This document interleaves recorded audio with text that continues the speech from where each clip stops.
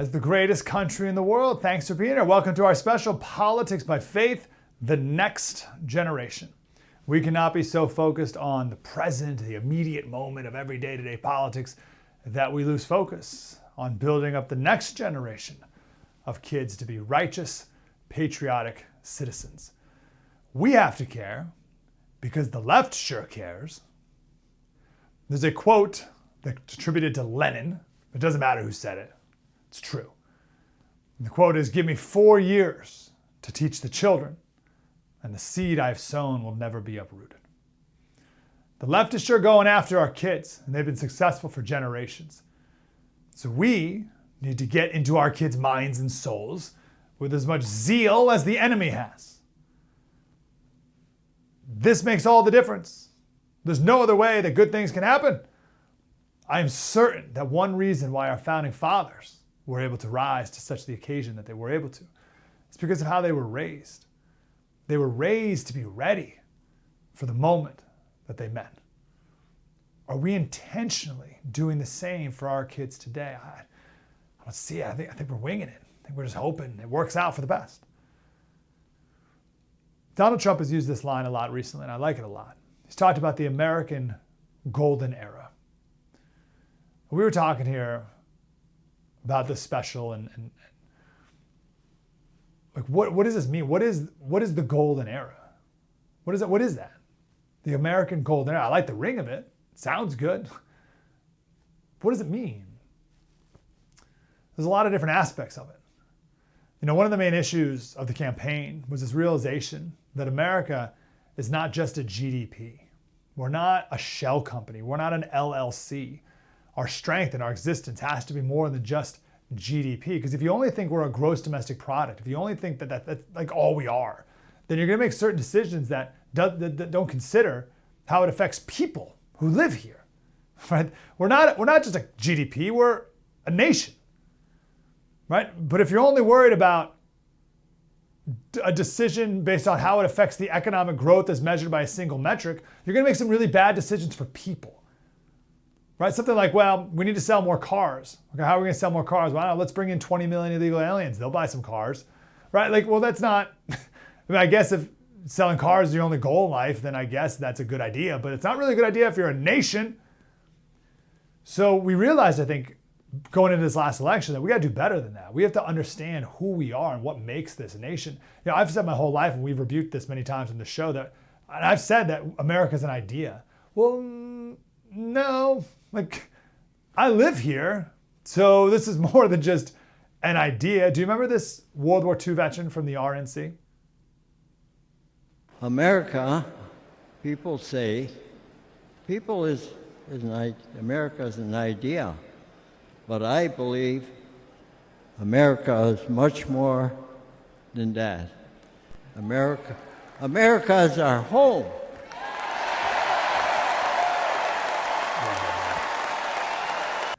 I love that guy. I'll never forget that guy. America's not an idea. America's a place. It's our home. It's a nation is a group of people who live in a place that we call home that have a shared culture. Okay, well, what comprises a culture? Well, culture is made up of values and beliefs and traditions and holidays and art and religion, things we all share together. Okay? So if we're not just a GDP, but we're a nation of people with a shared culture, great, I like that. What are these values that we share? Right? What are the things that matter? Is the point of America just to buy a bunch of cheap crap from China? Is that the point of this country? Golden era, this golden era that Trump talks about, it's more than just economic growth. It's part of it. It's part of it. But it's more than that. One aspect of a golden era, I think, is a resurgence of beautiful art. If you go to Washington, D.C., which I encourage you to do, make sure you go to the Library of Congress. And the builders of the Library of Congress over 100 years ago were very explicit. They'll tell you that we designed this building to look this way because we wanted to send a message to the world that we are a place that matters and America is a force to be reckoned with on the world stage. They were sending up, look at that thing. But that was like 1904. No, it was a little before that. It was 1898, I think is maybe when they started that. Look at that. All right? That's part of the golden era. Part of the golden era is creating beautiful art and buildings. Part of the golden era is a pride of our nation, patriotism, a real patriotism. It's the 250th anniversary of our country coming up. A patriotism that we understand what America really is, like Trump's recent executive order getting rid of wokeness in every aspect of our society and our government that he possibly can, reclaiming our heritage, telling the right stories of who we are. Part of an American golden era is an era of invention. Right? This is why Elon and SpaceX is such a compelling part of this. Again, if you go to DC, the Wright brothers are everywhere. It's unbelievable. Like the Wright brothers are such an integral part. It's all over the Capitol building. There's pictures of the Wright brothers everywhere because that was a golden era of America where we would invent things that we could be proud of. For a long time, we've dedicated our greatest minds to making apps more addictive. Think about that. Think how pathetic that is. We said our greatest minds, how can we make this Candy Crush game more addictive? No, it's time in our golden era that we channel our genius to things that are more productive. Maybe part of the golden era, if you look back at golden eras in the past, maybe part of a golden era is expanding our territory. Greenland, Iceland, Canada, reclaiming the Panama Canal. If you look back at the golden eras that other nations and empires have had, there was an era of real advancement and contribution. Right? The Islamic golden era saw a lot of advancement in astronomy and medicine. India had a golden era, a lot of mathematic advancement. The Renaissance, beautiful music and art. The Greek golden era, a lot of architecture. Right? But see, no one looks back and is like, well, this golden era, a lot of money. Yeah, part of it, but there's more than that. And our golden era has to be more than just GDP. It has to be all-encompassing. Okay, so why do I bring all that up? One of the most important aspects of our golden era, if I may, if we're adding aspects to the golden era, what does it mean, golden era? My contribution, if I had to pick one, would be strengthening our families and raising our kids with an emphasis on virtue. That has to be a top priority in this golden era. Top importance. And it has to be intentional because the destruction of the family has been intentional. It's all been a plan by the devil. We'll talk more about that with our next guest coming up, right? But we see the fruit of it. Just look around. We see the fruit. 40% of all births are to unmarried women. What are we doing? Among black families, it's 80%, Hispanics 50%, white Americans it's 28%, Asian Americans it's 12%. So what's happening here? We have to be intentional about building back the family. Strong marriages, honoring our husband and our wife. Making this a top priority. I will know that we have lived through a golden era. Because that's how about think about it like this. 50 years from now, hey, was this a golden era? How do we know? Well, what the stock market do? No. What's the marriage rate? Are people getting married, staying married? That's a metric that we got to look at. What's the birth rate? Or birth rate too, but the out of wedlock birth rate, right? These are metrics that we got to start paying attention to. And then another step, the second step, is are we intentional about raising our kids to be men and women of virtue? We got to be intentional about it. And we need to love doing it. Very common today for people to complain about being parents and complain about having kids. And when you do that, you make people not want to have kids. Just bring everyone down. What's this woman's name? Is it Chappelle Roan? She's some pop star person. She was on some podcast. She's 27 years old. Here's what she said. Part of me is like, is it even going to be legal to marry my wife one day, I don't know. So, but kids, all of my friends who have kids are in hell. I don't know anyone. I actually don't know anyone who's happy and has children at this age. I have like a 1-year-old, 3-year-old, 4 and under, 5 and under. I literally have not met anyone who's happy, anyone who has light in their eyes, anyone who has slept. We'll talk more about that in our final segment. But she might be right. She might have an accurate assessment of her friends.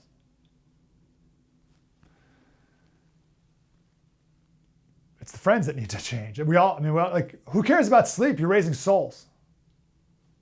Kids are awesome. Kids are awesome. It's the best. Just yesterday, playing out in the backyard. Johnny's 5. He has a little wooden bow and arrow. He's running around, and Jamie, the 2-year-old, he's like, he was the attack dog. So Jamie would run after me. They both run after me. And Johnny would say, Jamie, get him, jujitsu him. So Jamie would come in, like he'd like tackle my leg and I'd fall on the ground. And then Johnny would come up behind me and shoot me with the bow and arrow. And then I'd pretend to be dead. And I would only wake up when Jamie got up and got around and kissed me. And then I'd wake up again and we'd do it. We did that for like an hour. It was awesome. It was the highlight of my day. How can you beat that? It's the best thing in the world. Yeah, it could be hard at times, but all important things are. Kids are the highlight of every single day of my life. And they're also the most difficult part of every single day of my life. They're the hardest and the best. That's life. We need to celebrate having kids, and we need a society that honors parents and encourages parents. All of the important things in life are hard. You know, and ideally, here's a metric for a strong economy, to bring it back to the economy, right? Here's a metric, as opposed to just GDP. I will consider it a golden era economically when families can thrive with just one income earner. How about that? And mom can stay home if she wants to and raise her kids in these most precious years of their lives. That's a golden era economically. Forget about just GDP. Can families survive with one income? Can families thrive with just one income? That's a metric I want to see. But that's what today's special is all about. The American golden era. And one of the most important parts of that is families and raising kids. We have 2 wonderful guests coming up next to give us more insight into this. Adam Coleman and Delano Squires. And then we'll do kind of a version of my podcast. I have a podcast called Politics by Faith, where we take the main stories of the day, the news stories of the day, and we run it through a biblical lens. And we look at biblical principles and biblical stories and values. This one's easy. What does the Bible say about raising kids? All right, well, pretty much the opposite of everything the world says, obviously. But specifically, I want to talk about a quiver of arrows. That's what the Bible describes a family with your kids, your quiver of arrows. But why arrows? What is particular? What is unique about a warrior, it says a warrior, with arrows? How are arrows like kids?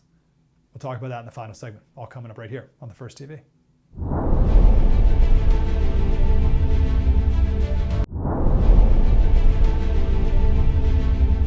Slater Crusaders, welcome back to our special Politics by Faith, the next generation. Very excited for our next guest, Adam B. Coleman. He's got a book called The Children We Left Behind: How Western Culture Rationalizes Family Separation and Ignores the Pain of Child Neglect.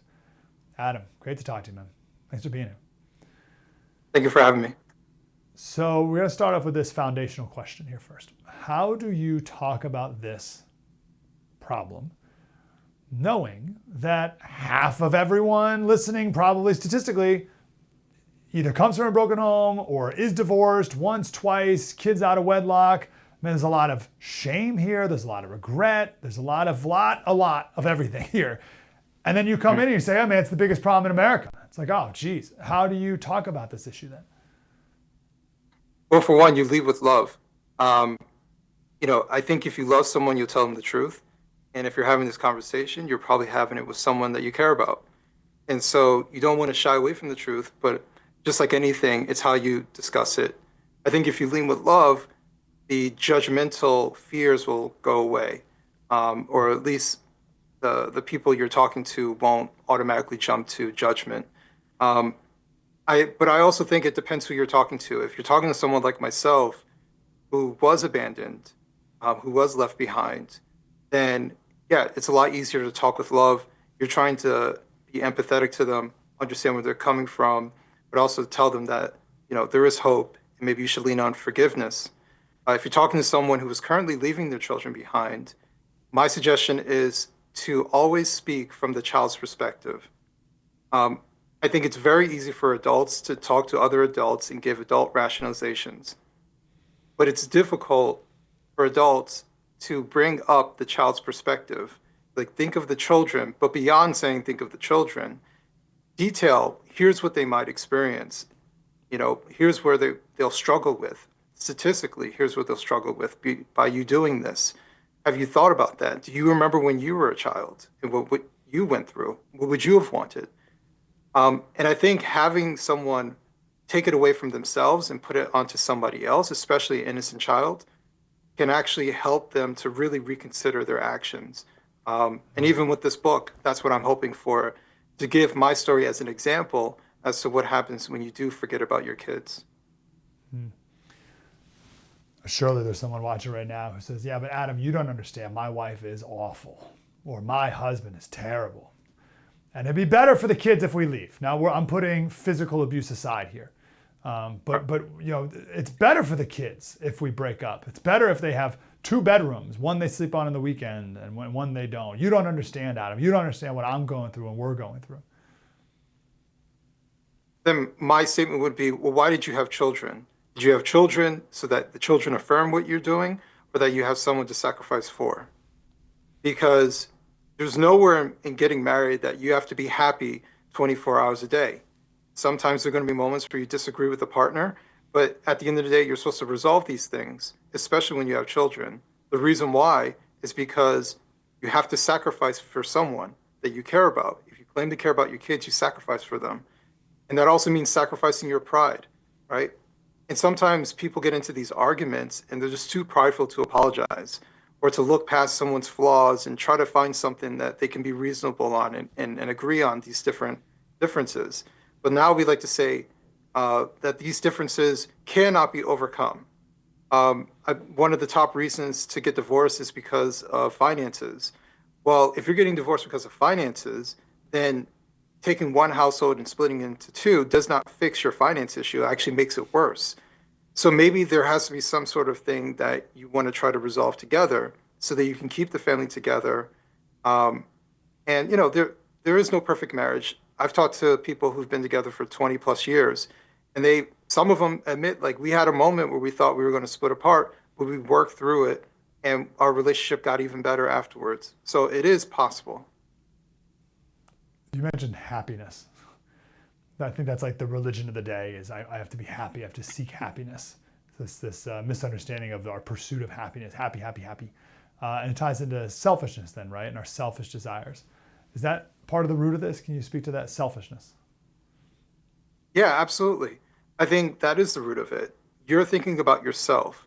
And I don't think we use the word sacrifice in relation to love enough.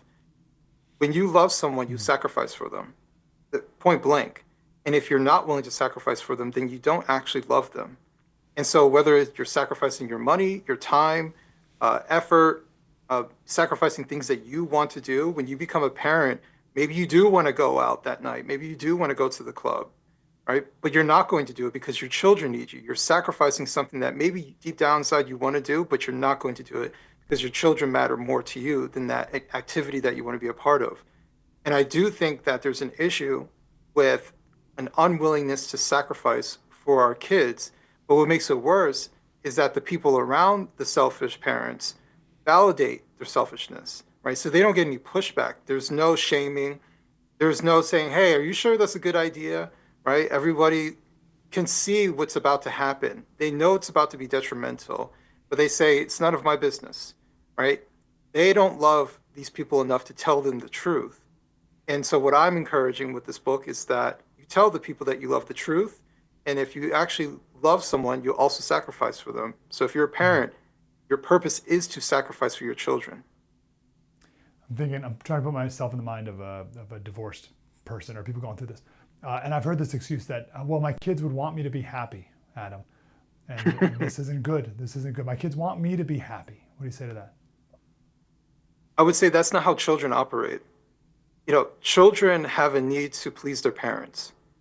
And so, yeah, if you're not happy and you express to your kids that you're not happy, what do you think children are going to do? They're going to want to validate how mommy and daddy feels. They're going to back up what you're doing, right? Also, children don't understand relation dynamics, right? They don't understand adult relationship issues. We shouldn't be involving children in adult issues. So this idea of adult happiness, and as long as your adult happiness is satisfied, then your children will be satisfied, is a misnomer. Your children just want you. And what I think some parents have to understand is, you know, when you're a small child, your world is essentially your mother and your father. Maybe in some families, you know, the grandmother is there or the grandfather is there. But essentially, the mother and the father is their world. And when they split, it's like their entire world is splitting in front of their very eyes. There's a new term I've never heard before, Adam. I just heard it for the first time relatively recently. It's called bonus mom. Have you heard this? This idea of I have a bonus mom or a bonus dad, right? So you get divorced and then you have a new mom, and now the mom, like the mom and the stepmom are best buds, and now it's like, oh, the kid's great. They have two moms. They have a bonus mom. That seems like quite the euphemism that we just created, doesn't it? Yes. Bonus bonus almost implies that the original mom or the original dad wasn't enough. That they needed this additional person in their life. The reality is that family separation is the greatest vulnerability for children. It has the highest statistical reasoning when it comes to any sort of abuse for kids. I have a chapter in the book called The Monsters We Let Into Our Home. And it has to deal with family separation, it has to deal with single parenthood, right? Eventually, those mothers want a boyfriend, and that guy's going to enter their home. And that's when the monsters have access to children. These are uncomfortable things that we don't want to talk about, but it's the reality. It's that there are a lot of boyfriends, step parents who enter these homes and molest boys and girls.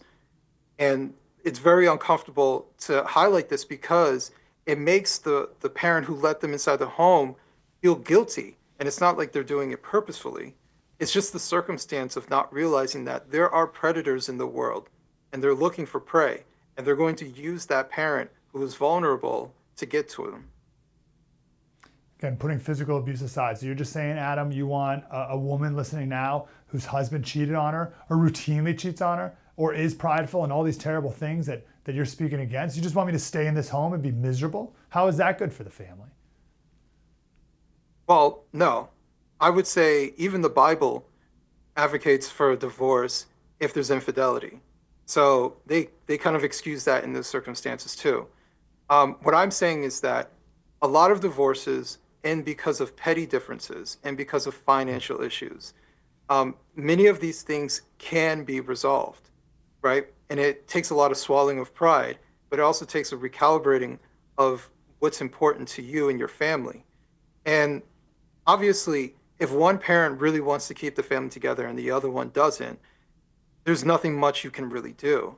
What I'm saying is that I think both parties need to recalibrate themselves. Both parties need to swallow their pride because at the end of the day, your children don't have free rights. They can't go out and get a job and take care of themselves. They can't drive somewhere and get away from the dysfunction at home. They're stuck between you two. Last question for you. I think it's something like the most important decision you'll make, right out there, maybe behind becoming a Christian, is who you're going to marry. And I feel like we have no cultural guidance on that at all. It's just like marry whoever is hot or whoever will say yes or whoever you're left with. Or I don't even know what the standards are, like how we decide who to get married to. But like there's none. There's no genuine, like articulated, intentional, here's what's important in a mate. What is your advice on what we should look for out of a potential spouse? Well, the first question I would say to someone, it might ruin a lot of people's willingness to go out and have reckless sex, which is a good thing in my opinion. But the person you're about to have sex with, would you want them to be the mother or father of your children? Right? If the answer is no, then you probably shouldn't have sex with them. And if the answer is yes, you could, then also, well, why wouldn't you marry this person? See, if you'd be okay with them being the mother or the father, then why wouldn't you marry that person either? Because that takes a lot of trust to believe that this person will take care of your procreation. So I do think that marriage, along with children, if you make a clear, not financial, a clear parental plan ahead of you, those things go hand in hand. But all of this takes a lot of conscious thinking. You can't just look at people as objects, right? Oh, he makes so much money, so yeah, I would marry him. No, what's his character? What is he capable of teaching, right? What are the attributes that he has inside besides him looking good and maybe making enough money? Can he actually be a good father? Does he treat you well? Same thing for men. Can you see her being a good mother, or does she like to party all the time? Right? Is she just hot? Is she argumentative? So you have to ask yourself these things before you start getting into relationships. But I do agree with you. I think a lot of times people basically start having sex with someone, it rolls into some sort of relationship, someone gets pregnant, or they've been together for a certain amount of time, so they might as well get married. And no one's actually thinking about these things. And they're shocked when 5 to 10 years later, they're getting divorced. Yep. Adam B. Coleman, if this hasn't encouraged everyone to go buy the book, please go do it. The Children We Left Behind: How Western Culture Rationalizes Family Separation and Ignores the Pain of Child Neglect. Adam, wonderful to talk to you. Thank you for your ministry and your efforts here. Thank you very much. Thank you. Well done. Delano Squires next. Mike Slater on the First TV. Spread the word.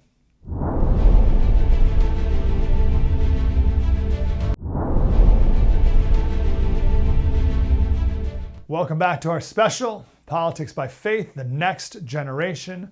Great 1-2 punch here. First Adam Coleman. Now there's no one better than Delano Squires. He's a research fellow of life, religion, and family at Heritage, and also contributor at The Blaze. Delano, how you doing, brother? I'm doing well. Yourself? Good. Doing great. Good. We're talking about the golden era today. And one of the aspects of the golden era needs to be the strengthening of families and intentionally raising kids to be men and women of virtue. That's our thesis here. First of all, what are your thoughts on that? And what would you say, how would you best characterize the state of families and children today? I think that's a great way to think about the golden era, particularly the golden era of family life, right? Living in a good country has to be more than just living in a country where economic activity is booming. That's a good thing, obviously. But if families are falling apart, it doesn't really matter how much economic growth we have if the home is in shambles. So I think that's a good way to frame it. And part of that is parents pouring in their values into their children so that, virtue and decency and honor can be passed on from one generation to the next. My concern is that American family life is not looking as good as it could be, and certainly as it should be. And I think there's stats to back that up. And I'm hoping that we are in a moment where we can find some bipartisan consensus that, the family itself, family structure, the institution of marriage and family should be something that both sides of the aisle should agree to focus on. Yeah, I think we're now at the point, I think a lot has been said, and more can be said, about the state of it today and the stats and the numbers. But I think we get it. I think everyone's like, oh yeah, this is a problem. But man, what do we do to fix it? And just my instinct, I don't know if it's my conservative instinct or what, is like, oh, it's a personal responsibility issue, not like a big government issue. Although surely there's a role to play. I don't, like, how do you come at it? From what angle do you come at the solution? Well, I think before we get to prescription, we need diagnosis. And right now, if I had to put it, succinctly, if America had a family model, right, in generations past, it was early and often. So people got married at younger ages and the marriage rate was higher. Today, it's less and later. So not only is the marriage rate down, but people are also getting married later in life. So for context, in 1980, the median age at first marriage was about 24 for a man, 22 for a woman. Today, it's 31 and 29 respectively. And I think those numbers are going to continue to go up. And the reason is because we just have a different marriage model. Social scientists will sometimes refer to the cornerstone model of marriage, where people get younger. The marriage itself serves as a foundation for people to build a life together, right? So we finish school together. We start our careers together. We purchase our homes together. We have children together. And now we've shifted to the capstone model, where marriage comes after both men and women have achieved several personal and professional goals. And that's one of the reasons why you see the age of first marriage, increasing over generations. So my concern is that if we don't do something about this as a culture, we're going to have the tombstone model, where people are getting married where they have more life behind them than they have in front of them, which obviously is going to impact whether they have children or the number of children they have. But it's also going to impact, whether adults today ever become grandparents, All right. If I get married at 37, I have my first child at 40, and I have a son, and he follows in my footsteps, married at 37, first child at 40, I become a first-time granddad at 80 years old, right? Which is at least a couple years older than the average lifespan for an American male. So I don't think we're really thinking about this in sort of a comprehensive way, in the comprehensive way that we should. But it is a sign that the family is in a state of decline. Now, how do we address it? I think if we want to save the home, we need to get four houses in order. It's the church house of religion, right? It's the schoolhouse in terms of education.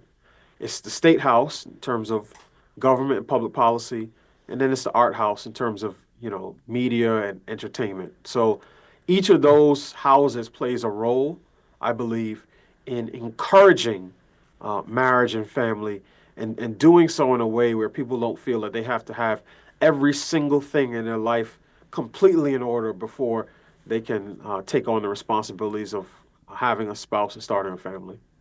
Okay, I love all that. I agree with all that. That's brilliant. Let me push back. Who's to say, Delano, that the Keystone model is better? Sure, that's what it's always been, but maybe it's out of necessity. Now we don't need that anymore. Now I can do it on my own, and I can do all these things, and I can get the job, and I can get the house on my own, and it's all good. Who's to say that what was is better? Maybe now what's to come is even better. And I've heard that, and one of the things I was saying in response is that all change is not progress, right? So I would respond in part on a societal level, right? So sometimes you'll hear, particularly conservatives, talk about declining fertility rates, and replacement rate is 2.1 children per woman. And that is how a society, that is the minimum rate that a society needs to basically ensure that one generation replaces the next, which is the most fundamental job of every generation, is to propagate itself so that we'll have, children, and there'll be a country and a civilization around, after we're long gone. So part of it is a societal issue. Part of it is certainly a cultural issue, right? Societal in a different way, where the me first attitude, I can do it all on my own, particularly when it comes to family, is one of the reasons why we have both a declining marriage rate and an increasing out of wedlock birth rate. So for context, in 1960, about 5% of children were born to unmarried parents. Today, it's 40% of American children are born to unmarried parents, and about 1/4 of American children live with one parent, typically a single mom, which is the highest rate, I believe, in the world. So it's not good for society, for civilizational purposes. It's not good for society in terms of for children being raised typically without a dad, right? If it's a single parent home. And I also don't think it's good for the members of the household. So it's not good for kids, right? It's not good for single moms, because they're having to carry the burden that is typically and should be split across two parents, and they're having to carry all of them by themselves. And it's not good for men, because marriage is the natural habitat for men. It's where men live longer, they eat better, right? They have people around them who care about them. Family gives a man a sense of purpose. It gives him something to do with his life that's higher than himself. So I don't think our newfangled ideas about how to form families are working for anyone in the household. And that's why I think it's something that we should address sort of culturally and societally as a nation. Yeah, I don't know if my next question is more art house related or church house related or all four. But how do we stop the casual sex that is going on in our country? Because I imagine that out of wedlock birth rate, probably that's mostly the results of just sleeping around all the time. Like eventually you're going to get pregnant, right? I don't know how much of that's like intentional. What do we do with this? Because we have this assumption that, well, like, well, of course kids are going to have sex all the time, constantly, forever. And you're like, I don't think we have to do that all the time, actually. How do we address this? Yeah, that's a great question. I certainly would start in the church house with that one, right? Where religious leaders, and I'm thinking particularly churches and pastors, need to declare two things at one time. One is that sex is good. It's created by God, God ordained. And two is that it is created specifically for within the context of marriage. Obviously, you can have sex outside of marriage, but when I think about sex, I think about it in terms of fire, not just in terms of the fires of passion, but think about it this way.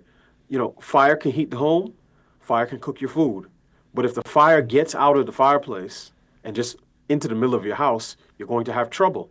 And in the same way, when sex is taken out of its rightful context, you're going to have trouble. The notion that sex can be or ever will be casual is one of the most destructive ideas to ever sort of take root in our culture. Hookup culture is not serving anyone. It's certainly not serving the women who oftentimes develop, feelings for these men.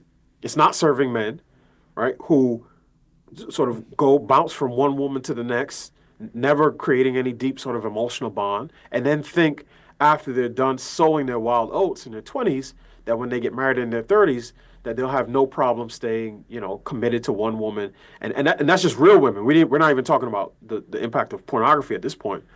And it's not good for kids who are talked about as the quote unquote consequence of sex as opposed to the natural fruit of reproduction, right? So this is, I think this is a big issue. It's one that neither side probably wants to take on because, the sex outside of marriage is something that's probably a bipartisan thing at this point. But one of the benefits of potentially seeing the age of first marriage come down, right, is that young people and young adults have just less time to engage in these casual encounters. So, because again, if you are a man or a woman, you're getting married in your early 20s, let's say 24 for a man and 22 for a woman, even if you start dating at, 16, 17, 18, right, you just have a lot less time to rack up the types of, casual encounters that you get if you start at 18 and don't get married until you're 35 years old. So I think part of this is, declaring that marriage is good, it has value, right? Letting young people know that they can get married earlier than they think. Declaring that there's an ideal sequence to family formation. So it's marriage before carriage, all right? Letting people know that marriage is a permanent covenant union, not a temporary contract of convenience. And then letting the culture know that having more than 2.1 children is allowed, right? So that's how you get to, in that way, we address value, sequence, timing, permanence, and size, which I think are the five heartbeats of a healthy family culture. So grateful you've thought deeply about this. We've got about 30 seconds. Is there any statistic or anything you see, anecdotally, whatever, that makes you think the kids are okay? Like, are we in any positive trajectory sign at all that we can build off of? I think one of the few things that I've seen is that children raised in sort of religious context are doing better. I think families and men and women who hold to their faith traditions are still forming families and still having children, and for that, I think that is a sign of hope.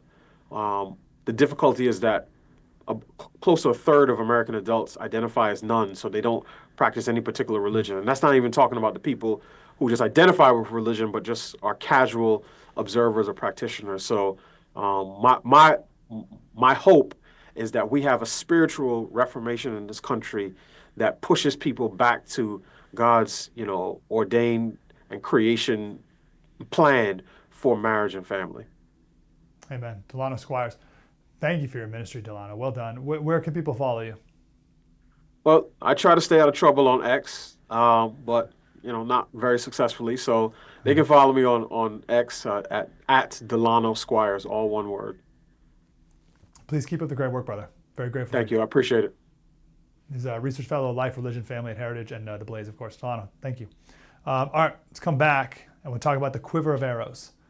Why did the Bible describe children as not only a quiver of arrows, but a warrior with a quiver of arrows? Describe that next. Mike Slater, right here on the First TV.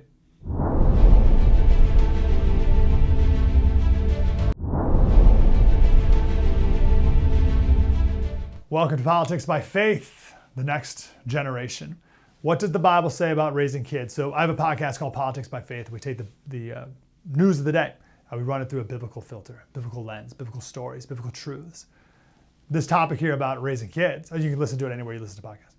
Politics by Faith.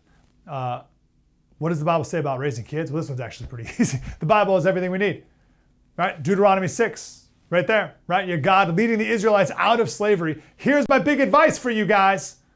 Here's my big advice. Teach your kids. All the time. That's what the rest of that means. When you sit up, when you lie down, blah, blah, blah. That just means all the time.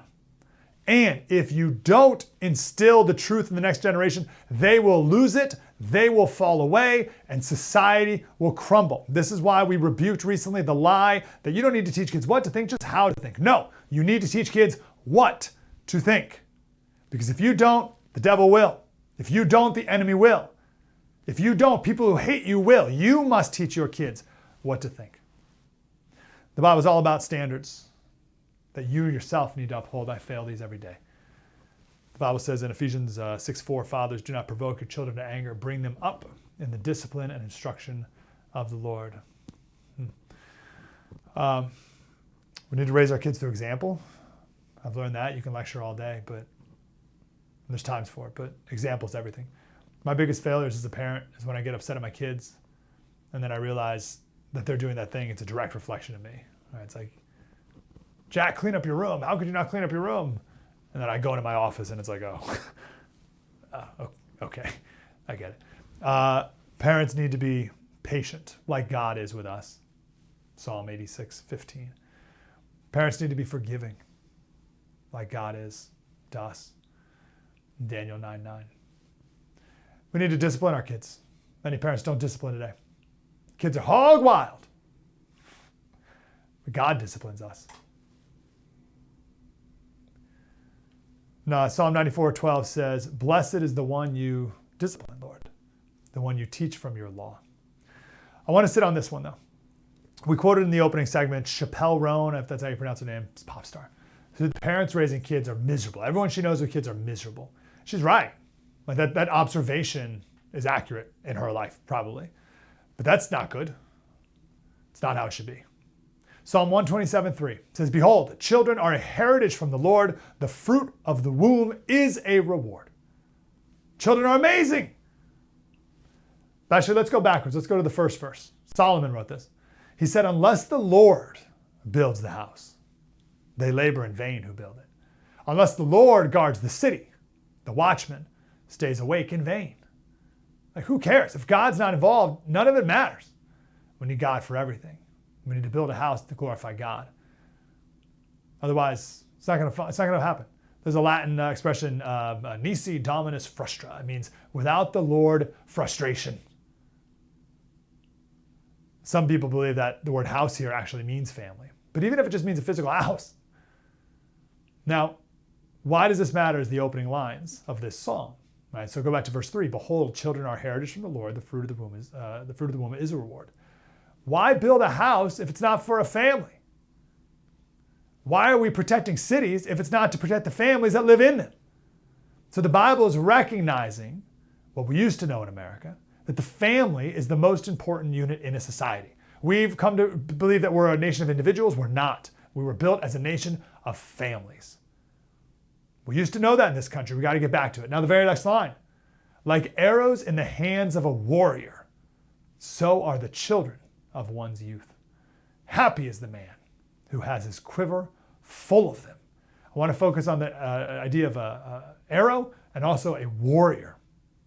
Now, to go back to Delano's point, there's another proverb that once you have your grandkids, it's Proverbs 17:6. Children's children are a crown of the aged, and parents are the pride of their children. But why an arrow and why in the hands of a warrior? What does a warrior have to do with an arrow? Hey, parents, you're a warrior. Your kids are your arrows. What does a warrior do to the arrow? They shape them. They shape the arrow, make it straight. They guide the arrow. They aim the arrow. They set a path for the arrow. And the path that a parent shoots the arrow is a reflection of the person, the parent, who is given stewardship over this soul. Also, an arrow It's not a perfect analogy, but an arrow can be shot once. You get one try at this. Oh, of course, there's redemption and right, but you get one life. The Puritan preacher John Trapp, he said, arrows are not arrows by growth, but by art.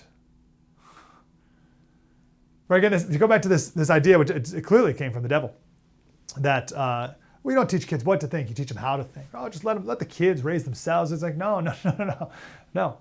They're your arrows. You got to shape them. They're not just grown. They're not going to grow straight. You got to shape it. John Trapp said, but by art, not by growth, but by art. So they must be children. So they must be such children, the naughtiness of whose nature is refined and reformed and made smooth by grace. And then the arrows are cared for. Beautiful. It's 500 years ago, John Trapp said that.